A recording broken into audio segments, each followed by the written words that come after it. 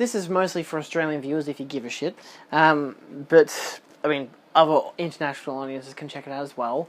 This is the Indiana Jones 4K set. Because it's not really, there might not be many videos showing what the set includes, I want to show it off, because I can. Someone else might have done this by this stage, but hey, look, this is what it is.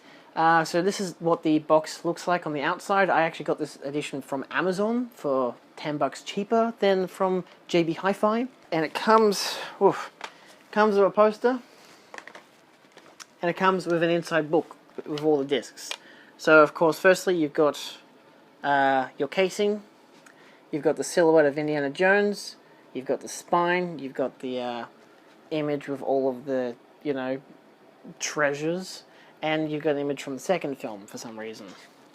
And on the inside, you've got blank disc artwork. Nothing on it, nothing at all. Even behind it is just like kind of this orangey looking map deal. It's not really anything exceptional to go off of. These discs are fingerprint magnets, but for the most part they're actually pretty good. Of course, you've got 4 4Ks and 1 Blu-ray. And on par with that, you do have your double-edged poster. I don't know why I call it double-edged, it's just double. It's a double poster, two-sided, boom. One side you've got all the theatrical posters from the original releases and of all 4 films. On the other side you have a map that shows you, like, it's a map around the world, which does have a legend that tells you, you know, what each area is and what film. But yeah, so it's just kind of a collage of where they go to in all the films until the 5th one comes out. So yeah, and I will, for bonus sake, actually contrast this to the Steelbooks. No, I'm sorry, not the Zavvi Steelbooks or the Best Buy Steelbooks, because I'm not shipping out $300 for something that I could get for a hell of a lot cheaper. I'm actually going to show off the fucking good Steelbooks. Excuse me a second. Alright. Here we have the original Zavvi releases. Of course, I've taken them out of their shrink wrap because I'm a normal person. Sorry, that sounds really beefy, but I just had a confrontation with a guy who I sell the Steelbook to, and he's really being a dick about it. Anyway, this is what it looks like.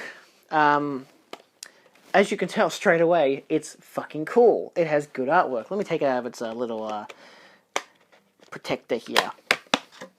I have actually watched these editions of it, because they are just the regular Blu-rays.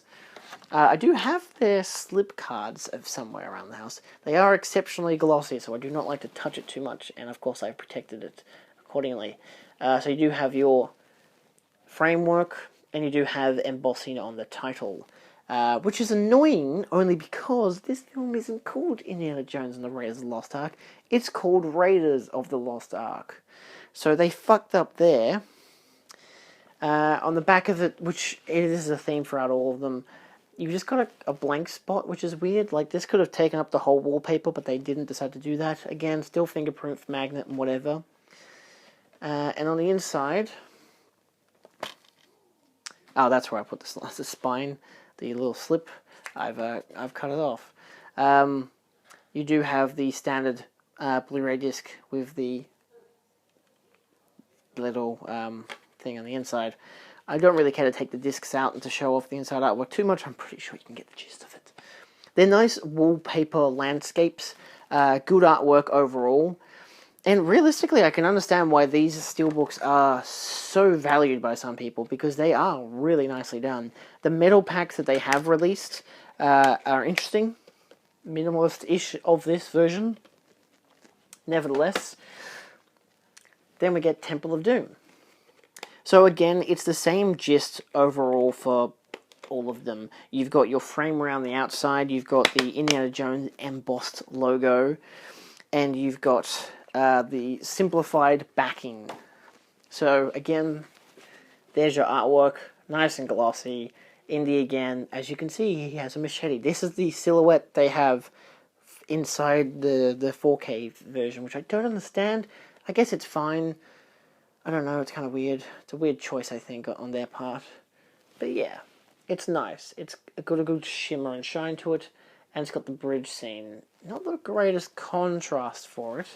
The first one made sense because it was in a cave, but this one can't. It's very dark, but it's on the bridge. And then you open it up. This is back when I used to cut these things up. Yeah, God, that was a dumb idea back in the past, but that's alright. They're on the little cart, screaming. So, yeah. This one's really, again, they're all really nice. All four of them are really goddamn nice. And these are great films. I mean, obviously, I don't really need to pin my personal preference for the films. I mean, obviously, if I'm going to go for a rating of them, I'd probably go 1, 3... 2 and 4 are mixed for me. I don't know which one I prefer. I've always loved Temple of Doom. I guess because I grew up on that one before I saw Crystal Skull. The Crystal Skull I saw in cinemas in a 3,000 seat cinema in the UK. In like on opening week, which was exceptional. But I don't remember any of it. Nevertheless, that's not because it's not a memorable film. If it wasn't a memorable film, y'all would shut up about it. This one's got a more different design, I think, because of course it takes up again the whole entire thing. But again, still the same with the embossed title. You've got Sean Connery there as well, and on the back you have the aircraft exploding in the tunnel, which is a cute little shot. This one I actually bought separately because I bought the first two from a guy. I bought this one separately, and I bought the other one separately, so this is just them tied back to back, so again, Sean Connery's under where the disc is. Same kind of jazz as the rest of them. I mostly don't always show off the insides of the Steelbook because, you know, you can always just look it up online as to what the images look like, which is fair enough, because some Steelbooks do have embossing and stuff. You'd probably like to see how that is shine-wise. I don't know, I always really liked Temple of Doom. I think I'd prefer that over Crystal Skull just because I prefer it. You got Short Round and Willie. I really do like Willie Scott. She's really loud, but I do find her funny. Of course, there are the, you know, technical racial stereotypes and whatever you could argue against, but at the same time, it's like, but it is a cult, you know, so say what you will, it is a cult. And then, of course, the one that was surprisingly, not surprisingly, but yes, the cheapest and easiest one to get, Kingdom of the Crystal Skull. So again, same deal.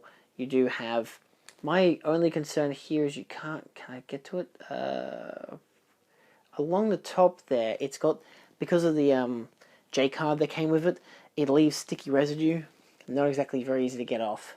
But yeah, really nice. Again, nice and glossy with some good, you can kind of see it above there of the two little dots like there and there. Yeah. It's nice though. It's a really, again, all these are the theatrical posters. Really dig them.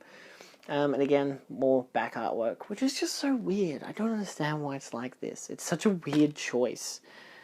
Like, I think the most obvious argument, which someone may have already pointed out in the comments, but it's because when you look at the J card, that's the top of the J card. It is the same image. I think it's trying to argue that you should keep the J card on or whatever.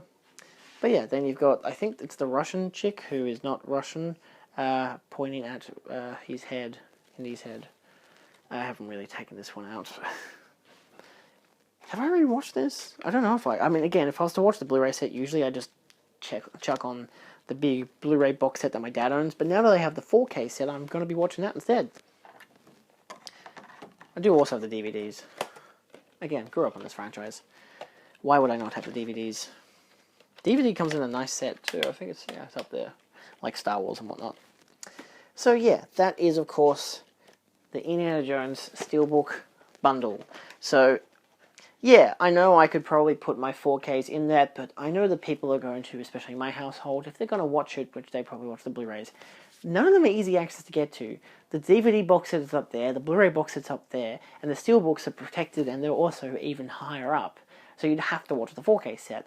And I'm not going to get someone to open up my goddamn 4K set and find that there's only Blu-rays in there because I've swapped the discs out. No, I'm going to leave the 4K discs in their box, and if you want to watch the 4K version, you open the box. Saves any damage, you know. I had my dad watch one of my premiums once, and I was like, oh my god, but luckily it was like one of the cheapest premiums I've ever bought, which was like $60. I'm like, okay, this is fine, but still, don't do that the next time, you son of a bitch. So yeah. So that's Indiana Jones. I'm going to turn the video off, but yeah. So that's a brief showcase of what you should get. Preferably I go for the Steelbooks, because the Steelbooks are better, but I wouldn't go for the new Zavvi Steelbooks, the 4K ones. I don't think they're very cool. I really don't. I didn't mind the design, the minimalism, the nice orange and white color scheme. It's not bad, but for $200 cheaper, you can just get the regular 4K set. I kind of prefer that. So that's just a me thing, but you do you, and I'll see you next time. Adios.